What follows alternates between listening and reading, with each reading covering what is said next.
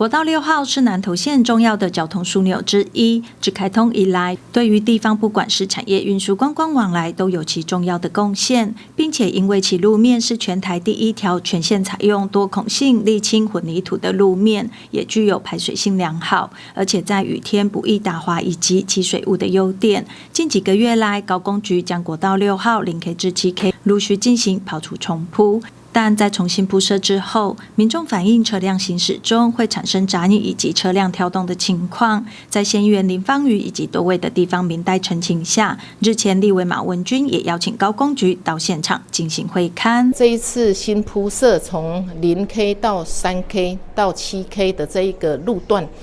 大家很有感的就是为什么新铺设的这一个路面，所发出的声音发的噪音会这么大声啊？而且他们质疑说，这个对于轮胎的磨损是不是更加的严重啊？所以在这一个部分，日前也跟马文君马立委提了这一个陈情，所以也要感谢马立委在第一时间蛮快速的联络了相关我们高工局的这些单位做一个会勘。高工局中区养护工程分局长吕文玉表示，0至3K 附近超度值有比较高，高工局也做了多次的巡查及讨论，目前的情况在安全度是可以的。至于出超值的部分，在7月之前也会想办法来做改进，请民众能够安心。那我们在国道6号的部分，我们也有发现，在0K 到3K 附近哦，我们自己做完之后，我们也有到现场去看，找监造啦，去多次的一个巡查。我们发现，也许外侧的刚做的时候，可能那个超度值会